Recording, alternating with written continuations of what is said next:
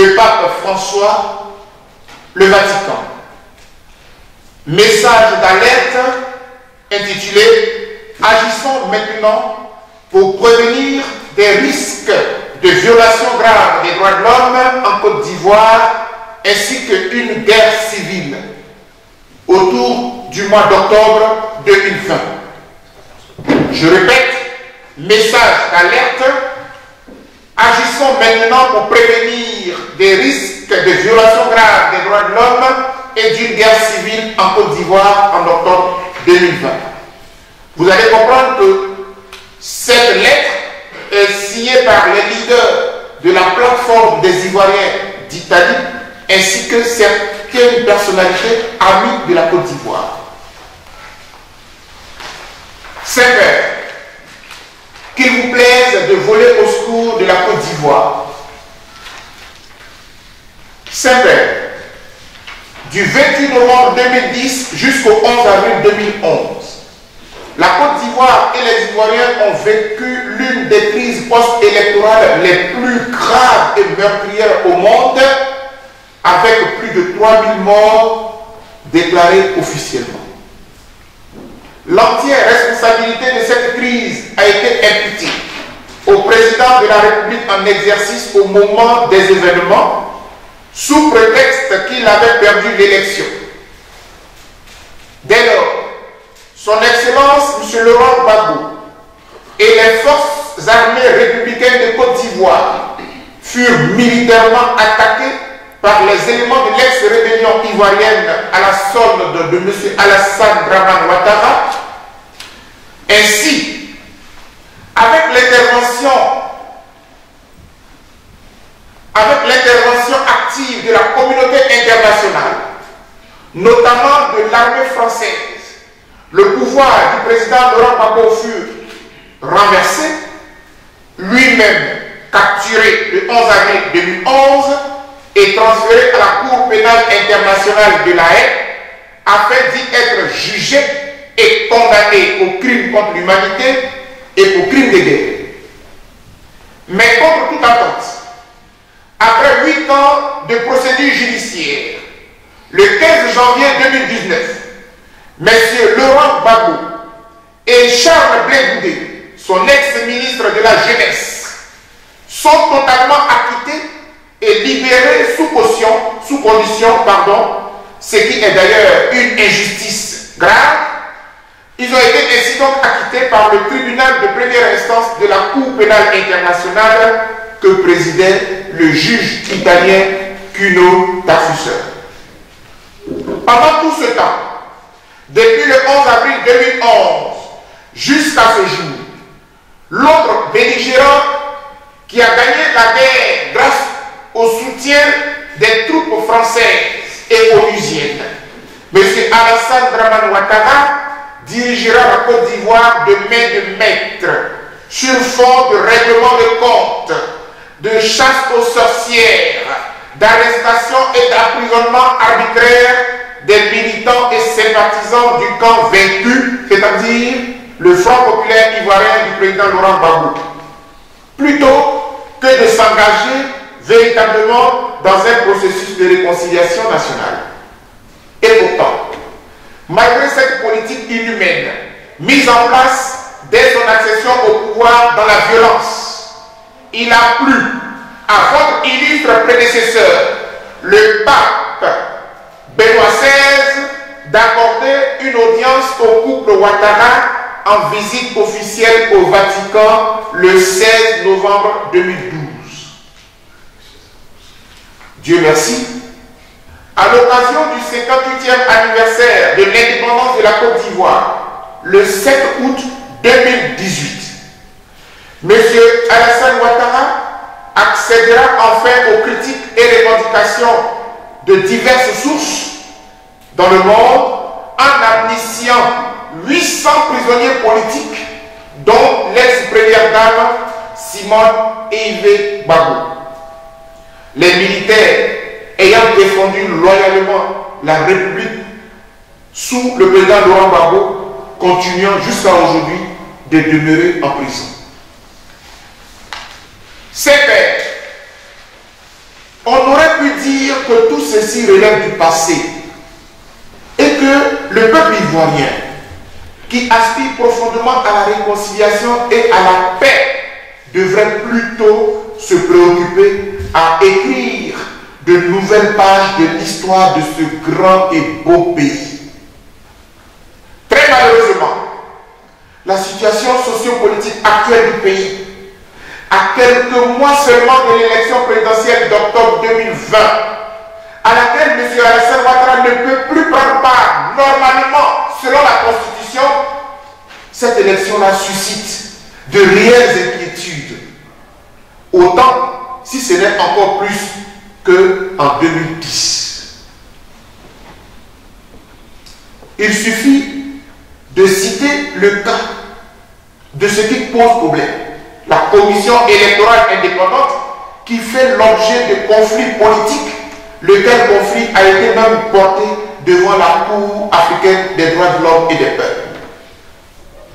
À cela s'ajoutent des cas d'utilisation ou d'instrumentalisation de la justice ivoirienne pour disqualifier de sérieux candidats adversaires au pouvoir Ouattara. Exemple 1. L'ex-président Laurent Gbagbo, candidat naturel de son parti, le FPI, a été condamné à 20 ans d'emprisonnement le jeudi 18 janvier 2019 alors qu'il venait juste d'être acquitté à la CPI 3 jours auparavant. En plus, il fait l'objet actuellement de manœuvres pour l'empêcher de rentrer en Côte d'Ivoire.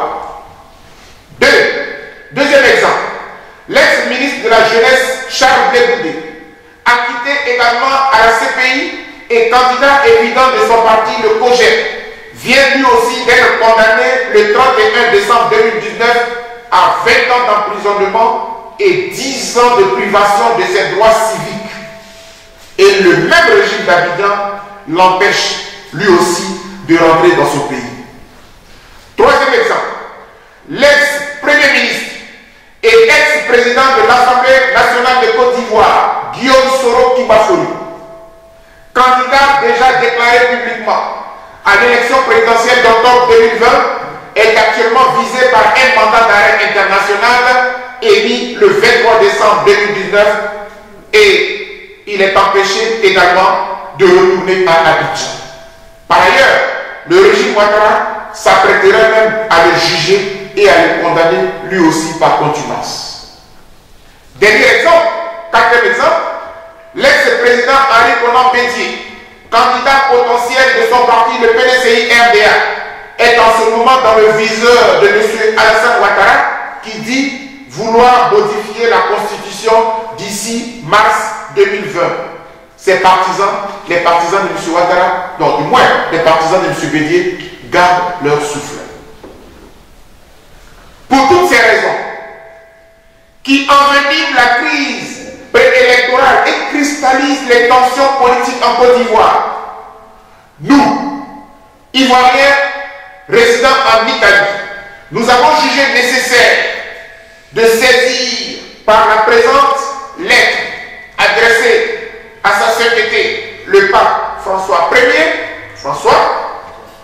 afin de prévenir le monde entier sur une autre tragédie en préparation en Côte d'Ivoire à l'occasion de l'élection présidentielle d'octobre 2020. Car pour nous, il serait cynique et inhumain de la part de la communauté mondiale de fermer les yeux aujourd'hui sur ce qui se passe en Côte d'Ivoire et de venir demain agir comme des médecins après la mort. Saint-Père, qu'il vous plaise donc de voler au secours de la Côte d'Ivoire pendant qu'il est encore temps.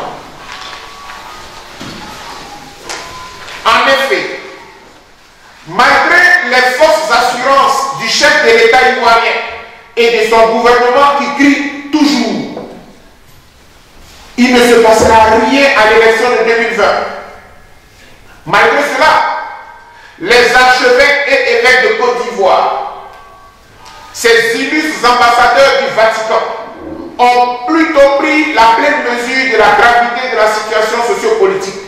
Ainsi, réunie à l'occasion de la 114e Assemblée de la Conférence des évêques catholiques de Côte d'Ivoire, CECCI, qui s'est tenue du 13 au 19 janvier 2020 au centre nord de la Côte d'Ivoire, dans l'église Notre-Dame du Rosaire de Lakara, à Korobo. Ils ont délivré aux acteurs politiques et au monde entier, avec impartialité, courage et audace, un important message pour des élections transparentes, justes et ouvertes en vue de la réconciliation et la paix en Côte d'Ivoire. Ces archevêques et évêques de Côte d'Ivoire ont insisté dans leur message sur les 4 conditions que les acteurs politiques, surtout les gouvernants du pays, doivent observer en vue d'une élection présidentielle apaisée. On peut citer les évêques. La première condition qu'il faut observer dans la préparation de ces élections doit être la réconciliation. Cette réconciliation suppose, voire exige, le retour de tous les exilés, la libération de tous les prisonniers politiques et d'opinion, sans exception, et le dégel des avoirs. La deuxième condition est celle de la concertation et du consensus, pour prendre en compte les exigences et les aspirations légitimes de tous les acteurs sociopolitiques et les avis éclairés de la communauté internationale. La troisième condition, disent les évêques, doit être l'instauration de la consolidation de l'état de droit qui implique le respect de la Constitution, afin que personne ne nourrisse l'intention ou la volonté de manipuler les personnes, les textes, ni les institutions qui seront impliquées dans le processus électoral. Par ailleurs, le pouvoir exécutif devra agir de sorte à garantir aux personnes et aux institutions, notamment la commission électorale indépendante, une totale indépendance. Et enfin, selon les évêques, la quatrième condition, qui est une conséquence logique de l'indépendance de la CEI, est celle d'une élection présidentielle ouverte qui garantisse l'égalité des chances de tous, de tous les candidats désireux de compétir. La lutte contre l'exclusion trouverait ici tout son sens. Au-delà de cette importante déclaration des évêques, le 17 janvier 2020, l'archevêque d'Abidjan, Monseigneur Jean-Pierre Coutoin, a adressé une correspondance au curé des paroisses de l'archidiocèse d'Abidjan, autorisant l'organisation d'une grande marche pour sensibiliser à la paix, et je le cite, pour sensibiliser à la paix et pour prier pour des élections apaisées en Côte d'Ivoire. Finalement, c'est une grande prière qui sera retenue et organisée au sein de la cathédrale Saint-Paul d'Abidjan Plateau le 15 février 2020 pour éviter toute récupération politique et des infiltrations de personnes mal intentionnées qui se signalaient déjà sur les réseaux sociaux. C'est vrai, et nous allons finir, devant une telle situation alarmante, présentant tous les ingrédients d'une autre grave crise post-électorale en gestation en Côte d'Ivoire, qui a dû susciter de la part des archevêques et des évêques cet appel à la responsabilité des acteurs politiques. Que faire? Que faire pour éviter le pire à la Côte d'Ivoire? C'est vrai, que pourrait faire l'Église catholique de plus que ce beau message et cette grande cérémonie de prière en vue d'éviter une autre tragédie à ces pauvres populations ivoiriennes, ces créatures de Dieu qui ne demandent qu'à vivre heureuses dans leur pays? Que peut faire sa sainteté le pape François, dont les prises de position et les paroles empreintes de vérité, de justice et de miséricorde divine édifient et rassurent toute l'humanité depuis sa brillante élection au Vatican? Que peut donc faire le pape pour épargner à la Côte d'Ivoire le pire? Pour notre part, sous l'impulsion du Vatican, la communauté devrait dès maintenant se mobiliser. Elle pourrait organiser, sous l'arbitrage du pape, une grande table ronde internationale sur la situation préélectorale prévalant en Côte d'Ivoire, afin de réunir tous les acteurs ivoiriens, les politiques, la société civile et le pouvoir, de sorte à apaiser le climat sociopolitique. Le pape devrait donc s'impliquer activement afin d'aider les Ivoiriens à organiser une élection présidentielle juste, transparente et ouverte. Ainsi, le pape François aura sauvé des vies humaines et préservé les Ivoiriens et la Côte d'Ivoire du pire. Saint-Père, nous vous implorons, nous comptons donc sur vous. Les populations de la Côte d'Ivoire et de toute l'Afrique comptent sur vous. Puisse Dieu veiller sur votre santé au quotidien, tout au long de cette année 2020, et son Fils, Jésus-Christ, vous inspirer toujours. Faites à Brescia, en Italie, le 1er février 2020, sont auteurs de ce message d'alerte les responsables des plateformes des leaders ivoiriens d'Italie qui regroupent les organisations de la société civile, des partis politiques, mais également nous sommes accompagnés dans ce projet par des amis de la Côte d'Ivoire vivant en Italie.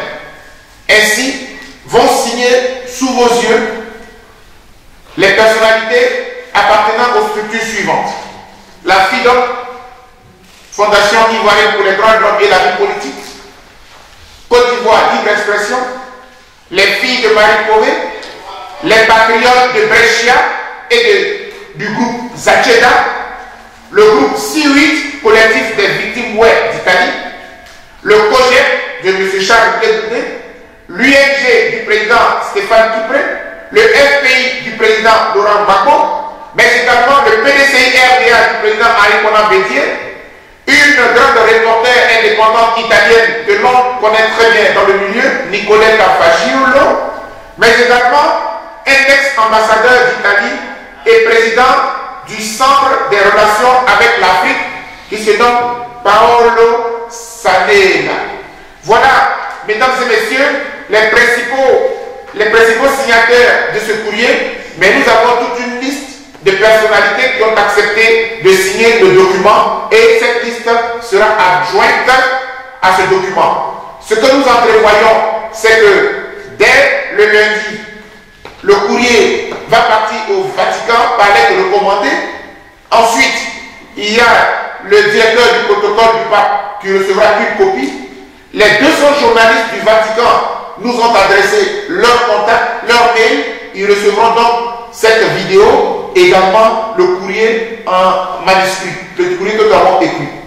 Voilà un peu, au nom de tous mes camarades qui sont ici, mes compatriotes avec qui nous luttons dans ce combat depuis une dizaine d'années, c'est une action que nous avons voulu entreprendre pour sauver notre pays, parce que la Côte d'Ivoire est en danger. Il ne s'agit pas d'écouter M. Ouattara qui se promène partout pour dire la Côte d'Ivoire va bien, tout est bon, tout est tranquille, alors qu'en réalité, il y a deux partis qui se regardent en chaîne faïence et nous avons peur que le pays n'arrive à ce pays qui a déjà connu plus grave en 2010. Mesdames et messieurs, chers amis journalistes, chers invités, voilà ce que, au nom de tous ici présents, nous avions à dire à la communauté internationale, à la communauté mondiale, à travers sa sainteté, le pape François. Je vous remercie.